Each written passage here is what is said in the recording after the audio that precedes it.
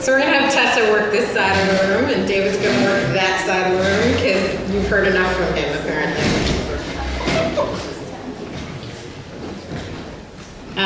So did anyone want to start with a comment, or?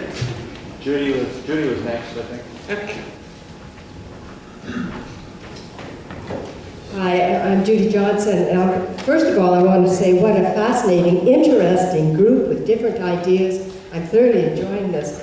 And I also want to add to your comment about the big listen in the Alberta Party.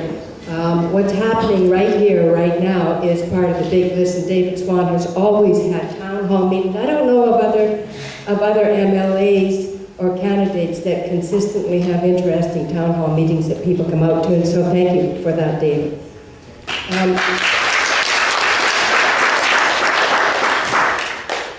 There are so many things I'd like to say, but I won't. I do want to ask this, though, from all of you. What can we do to really mobilize the social media in the direction of becoming really engaged in issues as they come out? I mean, we've always heard, well, you have to make things sexy. I mean, so sexy social media, something, I don't know how we're going to do it, but it seems to me that's where it's at to get the youth really mobilized as they want to do. I think they've indicated that they're moving in that direction now. So what are your suggestions in that regard?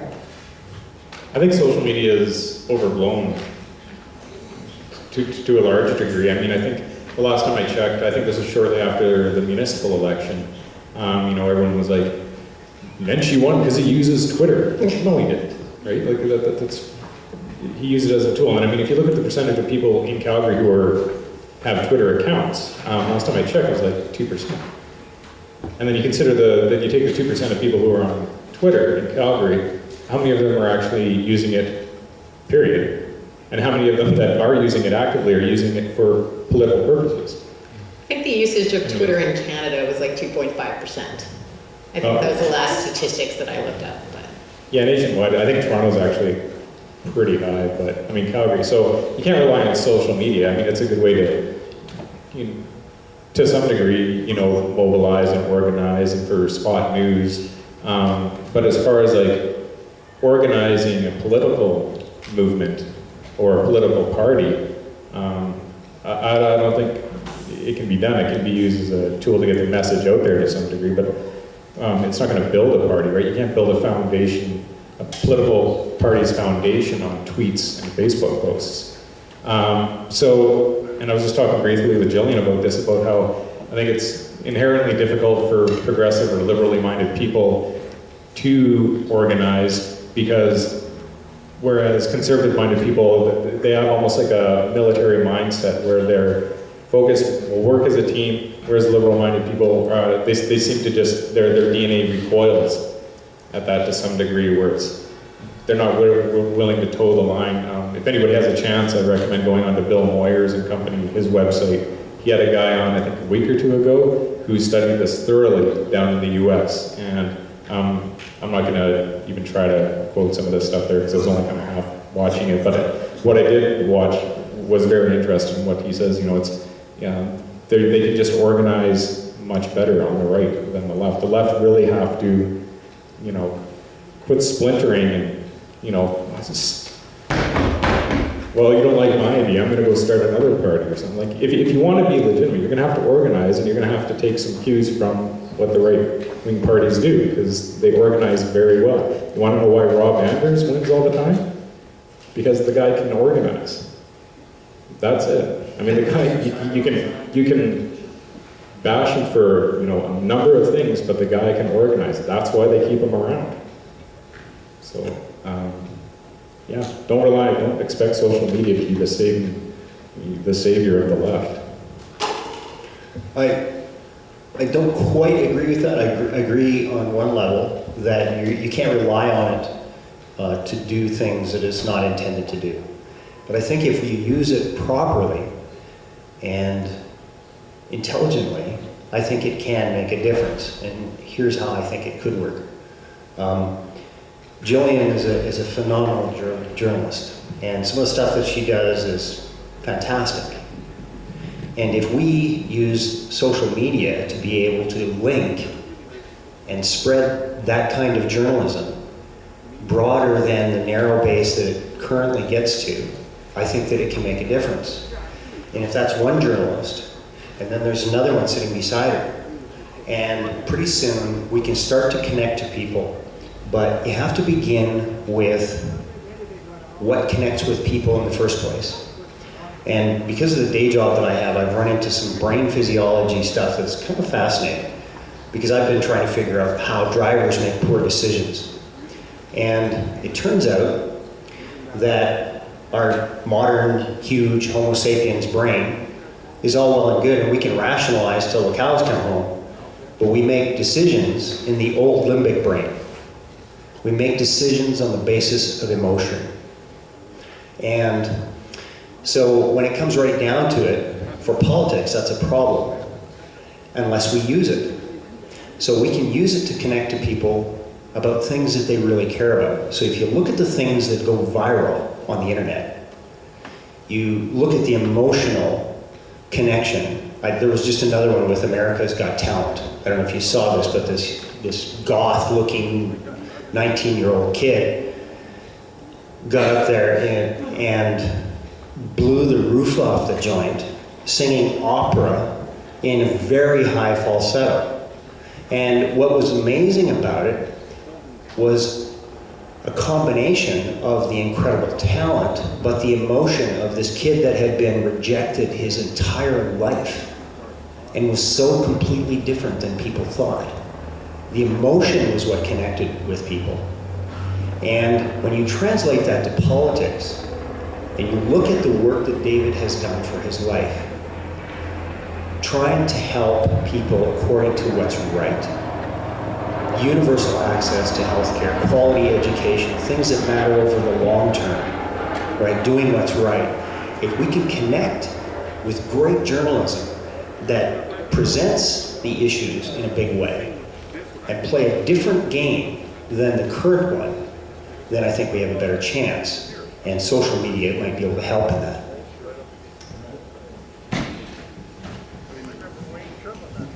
Mike Klein. Darrel just said something really interesting. He said, find out what really connects to people, what really connects with people. What's important to them, what will drive their passions. I think the only way to find that out is almost never done, and that is to go and ask. We have to go to people one by one, not communities, not groups, none of that stuff. Nothing that homogenizes the person. The actual individual, talk to them, make sure they understand they're important. I think as I was listening to this, as you did your opening addresses, I think, Trevor, I think you guys pulled mainstream media into making a contribution to this electoral process. And I think you did it by talking about things that were really important to people. And I think of the bloggers and all the other people that got really active and got animated. And I think it scared mainstream media. I think that you can scare anybody. I think like going over the heads of the corporation, going over the heads of government, go directly to the people. And let them begin to understand that they're driving the process.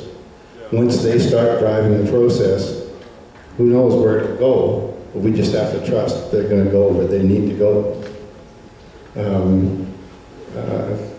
I made some notes about some stuff, but I've dropped it now, and I don't want to lose my train of thought, so I'll just leave it there. I would just want to add one thing. What you said is absolutely true, and that's one of the reasons that social media works, because it's people connecting to their friends. Absolutely.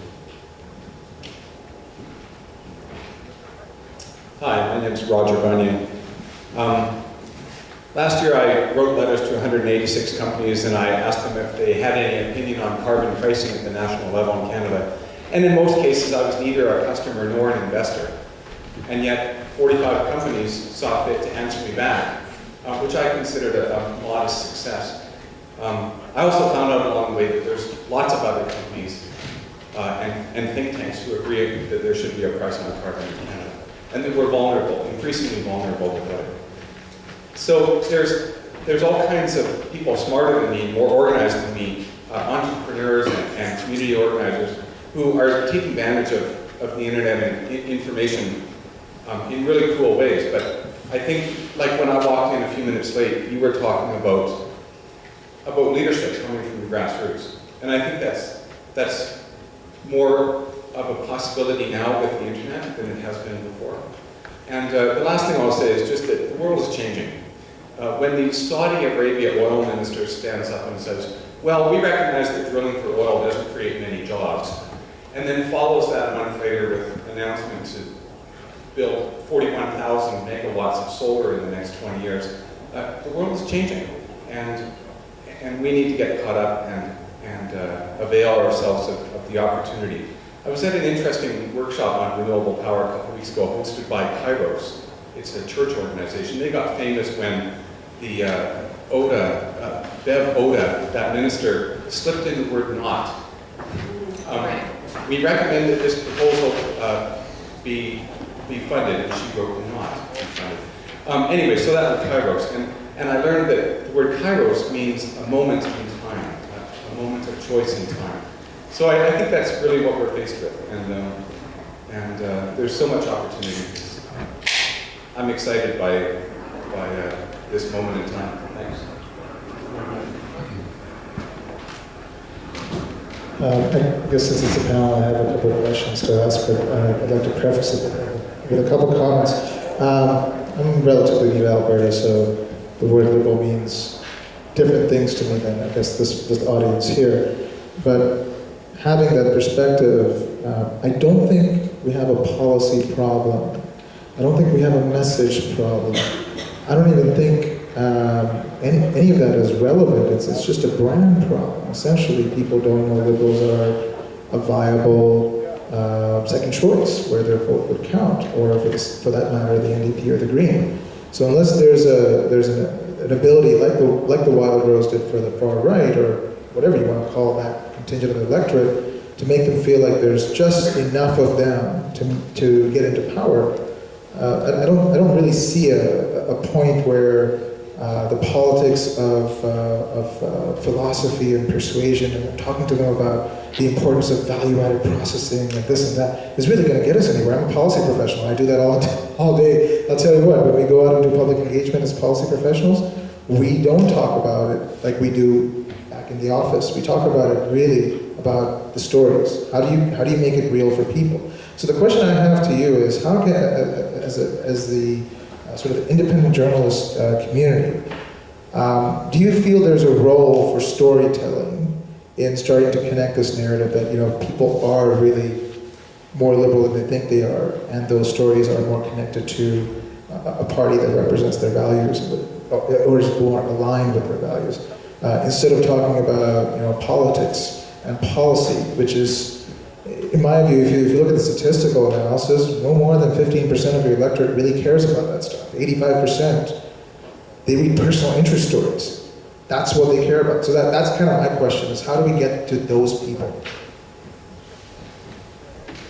Well, I mean, I think, as far as I'm concerned, good journalism is always is based on the story model, and it always, I mean, the origins actually of journalism are in the story, which is actually creating narrative and involving characters and real people, right? And so, yeah, I think in many ways when we talk policy, we're talking about such abstractions for the most part that people can't understand what it actually means. They don't relate it to their everyday lives. And that doesn't mean that those big policy questions and abstractions don't affect their lives, because they do. But I don't. People don't think about it in those terms. They think about how much money they need to earn to support their families. They think about what they can actually do to improve, to improve the environment or stop harming it, right? They think about very concrete, specific things that they can do, and they hope that they can convince other people of those things in that kind of language. And in many ways, I think when you look at the way that television news or even some other media outlets talk to people these days, it's no wonder that they don't understand anything, or they don't care, or they're not interested. Because it's not relating to them on an everyday level. And I don't mean by that we have to get, we have to dumb down, because I don't think that's the case at all. I think we need to talk to each other in concrete, specific storytelling kind of language. And then I think we come to understand what the problems are and what the solutions might be at the same time.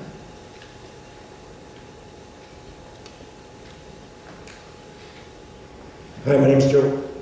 I wish I had some notes, but I'm going to try and get my words out. I just want to thank David and Nahed for allowing me to vote 2 elections in a row and have winners. So that was really exciting. And I want to try and bring some of the concepts together that have been spoken about, especially this concept that we can't play by their games. We have to invent our new games. We've got this great group of people out in Montreal that aren't playing by the games anymore. They're inventing their own games, and they're empowered by the Occupy, which was empowered by the Arab Spring. And it's pretty simple. You take the streets, you win. It's really hard to take the streets in Alberta because it's really hard to empower the people that they can go out there and change it. But we did 5 years ago. I don't know if it was exactly 5 years ago, but the Alberta government said, you know what, we're going to privatize healthcare. And then the people said no. And we were fighting, I don't know how many MLAs they had, but I'm sure there was more than 50 or 60 MLAs in government and power. They could have easily passed the legislation, but they didn't because the people said no. So this monolith was broken down. And somehow we have to be inspired to do that, to take the streets, to say, no, we don't like what you're doing. You got to do it our way because we own the streets. So I'm just going to put 2 proposals out there. The first is on a very local level, and it comes right to what David's speaking. We have to talk to our Brian Masons and our Ross Shermans and say, you know what? I'm tired of you guys wasting all your energy on 3 candidates per riding, mobilizing these people so you can go out and fail. Dr. Swann and others excluded. Because I want to vote for people that can win, and I want to vote for one progressive person. I don't want you to waste my time, my energy coming to my door 3 times. So let's bug them, okay? Let's just bug them. Let's start writing Brian Mason. Let's start writing Ross Sherman, saying, look, throw your egos out the door, and let's make this happen. And the other thing I think we need to mobilize is coming to who was speaking about climate change, but I saw a movie when I was young. I saw a movie called Michael Collins, and it was a pretty inspiring movie. It was a movie about a guy who was fighting oppression in Ireland in the early 1910s, and he died for his people and fighting oppression. I thought, wow, that'd be great. I want to have a cause I believe so much in I would die for. And I got 2 young girls, and I just look at their future and I go, I'd do anything to make their future better. And the one thing I can do that is the environment and climate change. And somebody's got to get up there and inspire us to go out there and take the streets and do what we can for our children.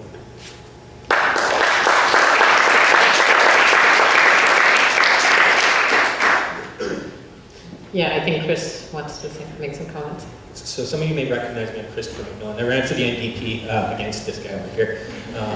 He's still really good. I have a few comments. First is on the idea that the 3 parties of the left can amalgamate. Political parties, from my experience, are designed to win, which is very different than my priority as an individual. My priority as an individual is to have good stuff, I guess. Good healthcare, good education, things like that. But my political party is designed to get power. So my problem with when people are talking about, well, just merge the 3 parties together, the problem is parties themselves. Because when your government system is run by a bunch of people whose organization's objective is to get into power, I see a problem with that. Those who desire power the most are often least suited to have it. So I think that what needs to happen is very much people, right? The people in parties are fantastic. I love lots of people in the PCs. I like lots of people in the Conservatives. Would I ever organize with them, with their party? Absolutely not. But I have organized with them on specific issues. Right? I think that when we talk about policy, when we talk about politics, people wear their politics hat. We need to catch people with their Calgarian hat on, with the citizen hat on, with the parent hat on, with the teacher hat on. Because the moment that people hear talking about politics and partisan politics, they put up shields, right? Because if you're not wearing my hat, I don't like what you have to say, because my leader told me. And the problem that I see with that is that it's my leader told me. It's the other people are telling me, and the other people are making the decisions. And when we're talking about, we should talk to Brian Mason, we should talk to Raj Sherman, and get them to merge these parties. I think that's a problem that we, the people, should be doing these things, right? I think that the moment that we just let ourselves get caught in the trap of letting things be dictated to us, whether it's by political leaders, whether it's by community leaders, whether it's by mainstream media. Right? I think that we now live in an era when we can dictate our own discussions. People are talking about social media, Twitter, things like that. That's a perfect way to sideline mainstream media. So I guess my question is, how can we cut out mainstream media from the political discussion? Right? How can we get things like this, people here, to not worry about what mainstream media says and just talk about what we care about? So how do you cut them out? Anybody want to comment? David, do you want to comment? I don't think you can cut anybody out. It's a question of deciding what is accurate, believable, helpful, and people have to make that choice. That's a free world.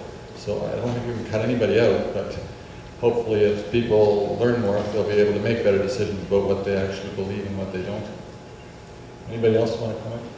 Well, if you mean by mainstream media, what are you referring to? When I think of mainstream media, I'm thinking global, I'm thinking CTV, Bell Media, Quebecor, the major media companies that exist in this country that control so much of what we see on TV, so much of what we hear on the radio.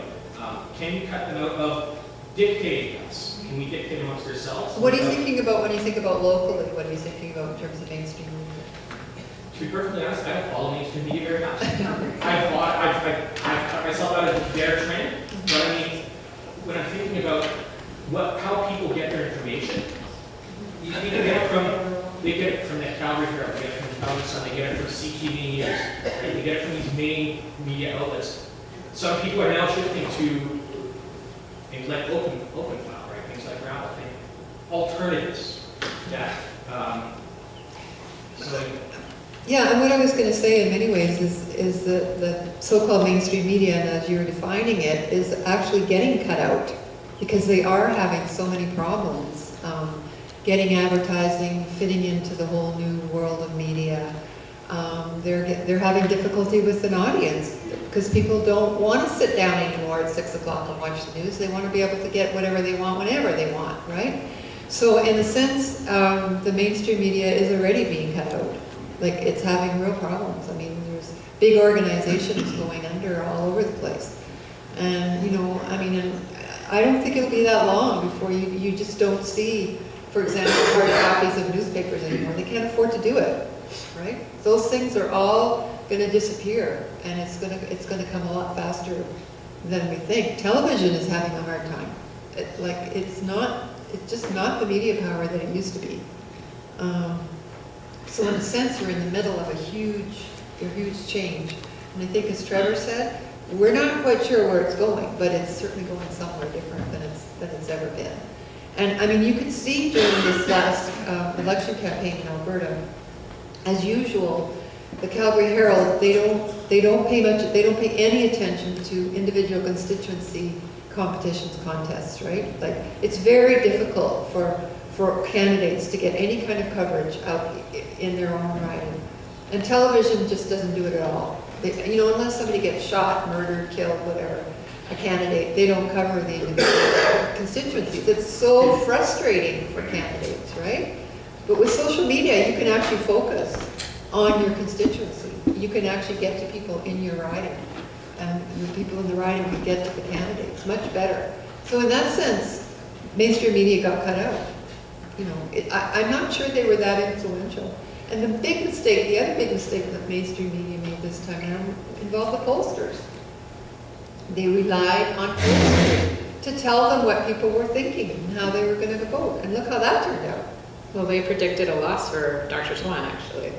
So Yeah, polling I mean, consistently through the entire election predicted a loss. You know, and I mean, one of the reasons that mainstream media depends on pollsters is because it's an easy and cheap way to actually get out there and try and figure out what people are going to do, rather than sending reporters out and talking to people and actually spending the time and money. Lazy? The one thing that I would add to that is that rather than cutting the mainstream media out, more I think what needs to happen is that they have to be held to account. And so the one example that I'm going to bring up about the last election, in the middle of the debate, Danielle Smith made a statement that was completely and utterly false regarding the spending on healthcare. She said that Canada spends more almost than any other country in the world. Okay, so everybody had been trashing what was going wrong in Alberta's healthcare system, and then she claimed that Canada spends more than any other country in the world. Well, I watched for all of the political pundits, for all the mainstream media to correct this. None of them even understood. They didn't know. They didn't bother to check. They didn't give a damn. And it took until the next day when David did a press conference to point out that the World Health Organization data are unequivocal. And it's not just that the United States spends more. They have poor results across the board. And they spend so much, and it's so privatized that healthcare conditions are the single leading cause of personal bankruptcy and home foreclosure in the United States. The mainstream media barely covered the issue even after David did the press conference. So I don't think it's just to cut them out. I think we have to hold their feet to the fire. They have to do their job. What they do is repeating, it's not reporting. Reporting needs to mean something. So that's my comment.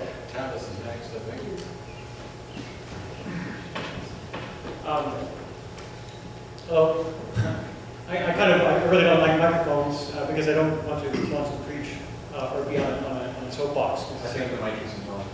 It's even better. Point it. There we go. But I'm really I'm excited. Because what you said about people being on the streets. I'm excited about where we are at in history and what we can do in Alberta and having power. But I'm also incredibly overwhelmed, and I'm surrounded by people that are overwhelmed. I'm excited again that there's so many people in here that have so many questions and so many things to talk about that we don't have enough time to cover it. And I'm overwhelmed at how much time it's going to take to have these conversations with you. And I'll get to that in a minute. Maybe we need a sober assessment of where we're actually at in Alberta, perhaps. That politically, the Green Party is really dead in the water. I think they were destroyed by Joe Anglin when they had a hostile coup a few years ago. The Alberta Party is dragging us towards the center, hooray. And really, they're not going to be in power. And I have deep respect for all the people that organize here and that are involved. So I don't mean disrespect. The Liberal Party is floundering. And the NDP is resurgent and perhaps insurgent. And they do have some energy thanks to what's going on federally. But it's when we superimpose the fact that we're in crisis, multiple converging crises of environment, society, economy, and deep and serious ones, climate change, food insecurity, oil, poverty, you name it. It's incredible. And we see that party politics, even with an NDP party, even with the most left-wing party in power here, they're not going to be able to move the narrative. It's not going to be able to do it. They're still going to, and I have profound and deep and everlasting respect for David. I hate what the Liberal Party has done, and they made it okay to continue on in the tar sands, and we don't have a choice as humanity. We have to stop it. We have to get away, and we don't have time. We're out of time to solve these crises of society, economy, environment.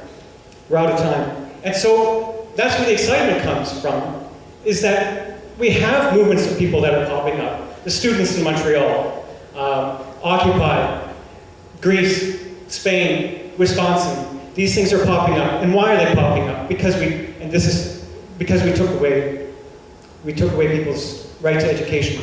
We took away their right to organize. We told them that it was criminal to assemble in Quebec. People are on the streets because of that. It's not going to be social media that gets them out. It's going to be governments and corporations taking away things from us. And when we realize and feel that crisis is when people will come out. And so what do we do in the meantime? What are we going to do? That we have the power. It is not in the halls, in the legislature. It is not on Parliament Hill. It is, as Brigitte de Pape said, on Parliament Hill in September, when we marched there to tell them no to the Keystone Pipeline. 400 people were gathered there. 200 people got arrested. And she told us, facing the crowd, and we were all facing Parliament Hill, that power is not in those people in Parliament, sitting in those offices there. The power was in us. And it's here in the Townhall forums. It's when we turn inwards and not face the front. It's when we turn inwards. And thank you, David Swann, and thank you, all the folks that do this, that we have discussions and we come together and we do it regularly, that we have a congregation of people. I don't know how we do that. I want to explore that with you folks, because I want to not feel overwhelmed, and I want to keep excited.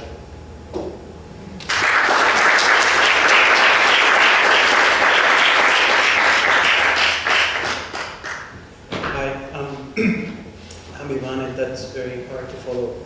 It's very passionate, and I think, let me share my emotional moment with you after the election, was that I thought there was this silent, liberal, very thoughtful majority in Alberta, and we were wrong. They are the crazies out there. And when the right starts splitting, you start seeing these splinter groups that were like, you're not right-wing enough, and we shouldn't kid ourselves that those are evil people. Those are our neighbors. They're good people. They do contribute to society. And I think the problem that we have had with parties has been that, and we saw it in the election, is that, you know, when we start seeing the conservatives shifting to the center, then we start pointing fingers at each other. It's like, we are more right or left than you are, and you should vote for us and not for the Reds or not for the Orange. I think that didn't help. I don't care about, I like colors, but I don't care about party colors, and I don't have any loyalty to any particular party. I'm from Chile originally, and all the parties here look like extreme right to me anyways, so it doesn't really matter, right? But the issue is that I think that people, like even the people on the liberal side, us, that come to these town hall meetings, and we have, you know, our moments here to complain, we don't have the direction to go and accomplish things. And big lofty goals are super important, but we're not going to get to power by trying to change the world. What we need to get is more seats in the assembly in Edmonton. That's the first thing we need to do. And how do we do that? I think the issue around electoral alliances, it's been sidelined, and it hasn't been intelligently talked about. Like, we don't have, no party has enough candidates to even fill the whole roster. So how can we think that, oh, we can go on our own? I attended that Liberal convention in Edmonton where, you know, David very valiantly tried to defend the posture of having those electoral, which was a good point, right? Because the NDP said we're never going to do it anyways. But it split the Liberal Party so deeply that the president left the country. He left to go to, I don't know where. And I know him personally. And the point is, if we don't start being more realistic about this, and we assume we're dead minority here in this province. But I'm not going to move, and I'm guessing that you guys haven't moved yet.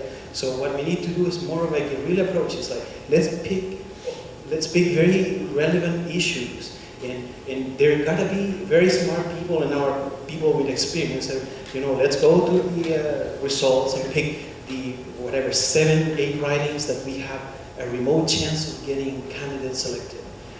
We have our party leaders figure out, okay, you're gonna get 2, we get 2, these guys get 2, and the latecomers, we're gonna get 1.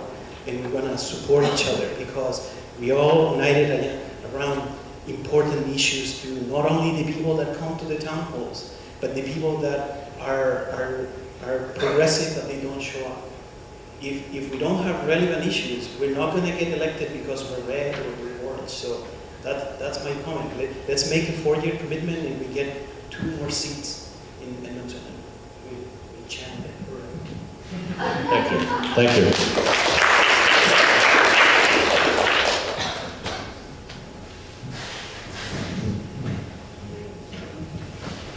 Good evening. My name is Derek Smith. I'm glad to see you all here tonight. My question really has to do with identification of the Liberal Party of Alberta. And I'm concerned that what the name conjures up in a lot of people's minds, particularly on the streets and in the media, mainstream media, is we're a bunch of losers of wusses. And maybe there's some reason we should be now seriously looking at changing our names somehow to the Alberta Progressives and seeing if we can attack the left of the Conservative Party and bring them over along with the MPs and the Greens and the Albertas. But I wonder, I'd like to hear your views on that thought. I think it's a great question. And the underlying parts of that question that are fascinating to me have to do with the academic background that I had, because I just happened to be in the middle of taking petroleum economics during the National Energy Program. And I was taking Canadian constitutional law and federalism when we patriated the Constitution. And so the thing that was so incredible about that was that in Calgary, at the University of Calgary,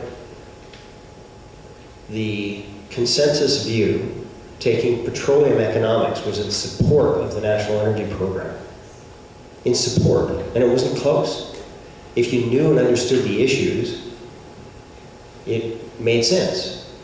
It was terribly flawed for reasons that we don't need to get into, because it was based on ever-rising prices of oil. But what came out of the whole approach was pretty stunning, because it basically said, the whole attitude of let the Eastern bastards freeze in the dark came from a perspective that was so profoundly wrong and unfair. It was anti-free market, because the price of oil at the time that they wanted to move to was being driven by a cartel, OPEC. Cartels are not just frowned upon in free enterprise, they're illegal. But we gave up the ground for the Liberal name. After that, people just said, we can't win this war. And all these years later, and David and I have had some discussions about this, I don't know if it matters. What matters is, to me, that it's interesting that the Premier is talking about having the need for a national energy program.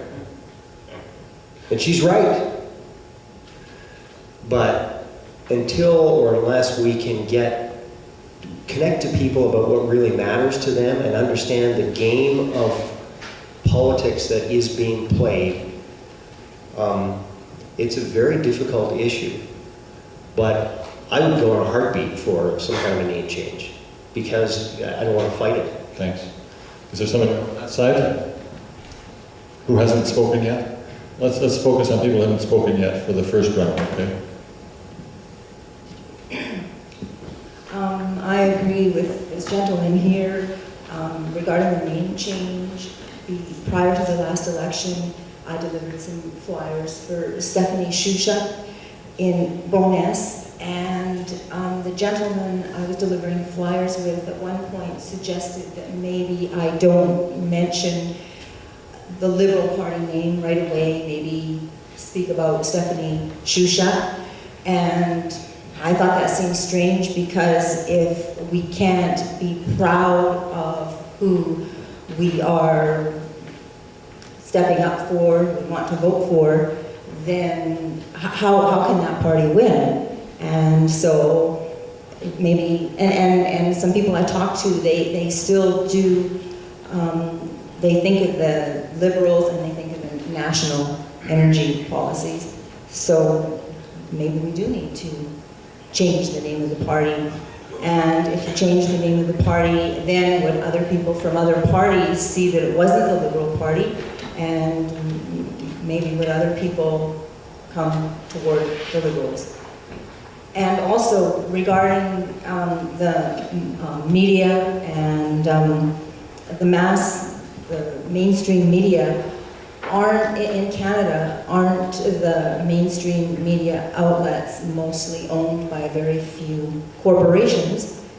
And so as big corporations, they have their agenda, and that is maybe quite different from the minority party's agendas.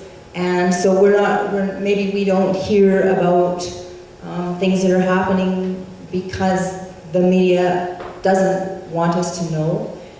And so maybe when we talk about Twitter and the social media, then maybe, well, with Mr. Obama, didn't he put a large part into social media? Didn't that help him win his campaign?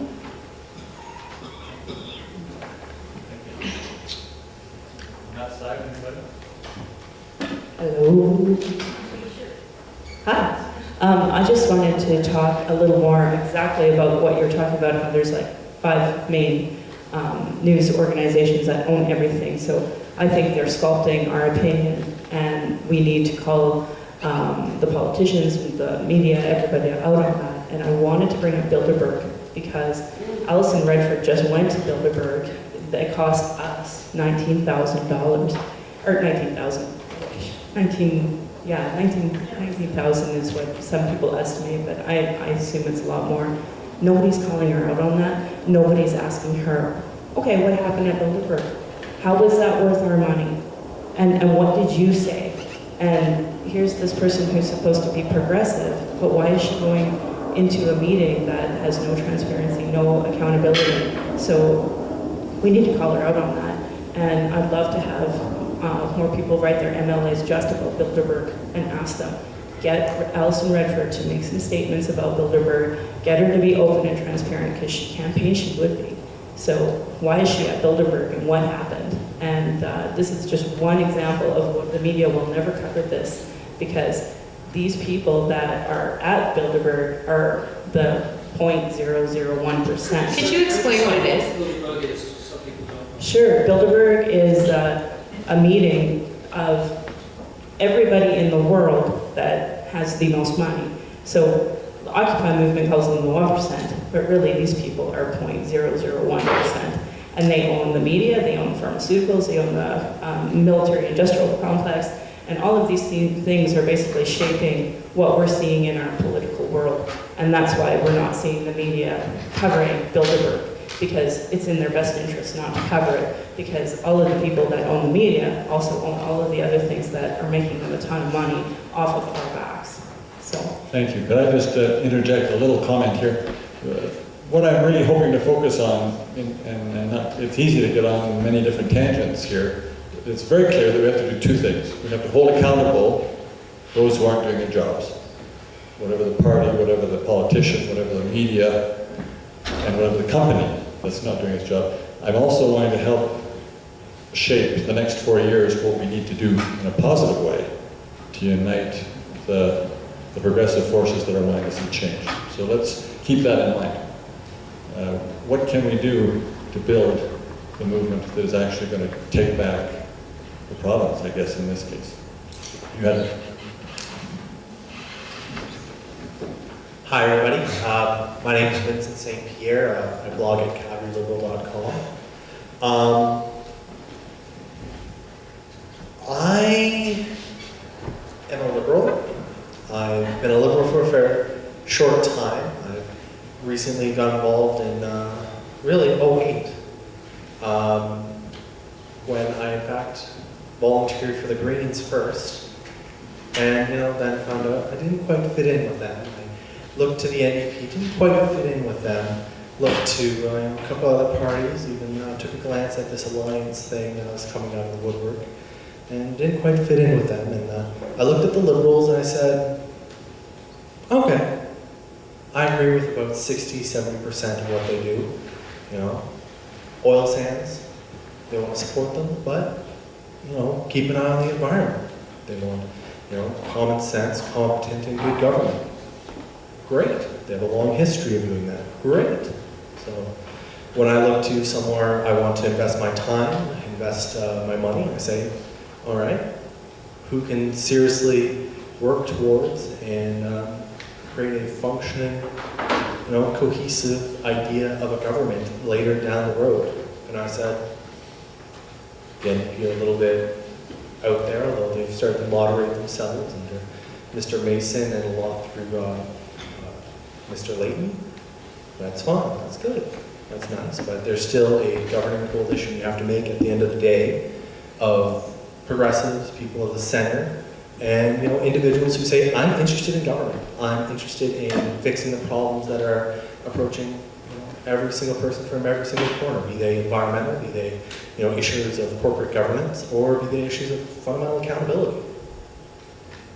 And when I look at it, and when I look at the general scheme of things, I see that fundamentally the Liberals is where one should put their energy. And be they under any other name, the Liberal values are fundamentally important. But if we take a step back, and We're not getting anywhere, are we? we're not getting anywhere. And that's the frustrating part. I see a vehicle, I see something usable, something that can be invested in, both financially and with individuals and with time and energy. But is it actually the tool to succeed with? And I feel fundamentally that you could put in that energy, that time, and other things, but there's a whole confluence of other things you have to invest in there. And is that a thing that's possible with a individual party? Is that possible with a whole confluence of other things? Is it possible? So what opportunities should be explored? Because I don't think the NDP are fundamentally capable of doing anything other than being the NDP. There are some people stuck in their ways 40 years through NDP until they die. But what about the people of the NDP? The people of the NDP? Take the party out of it and take the people. Well, the thing is that how do you fundamentally restructure the relationships that it takes to form the NDP? Like, if you remove the NDP from the equation, if you have all the people jump ship, you're going to have a core group of awesome, intelligent, and hardworking people who are going to form the NDP again.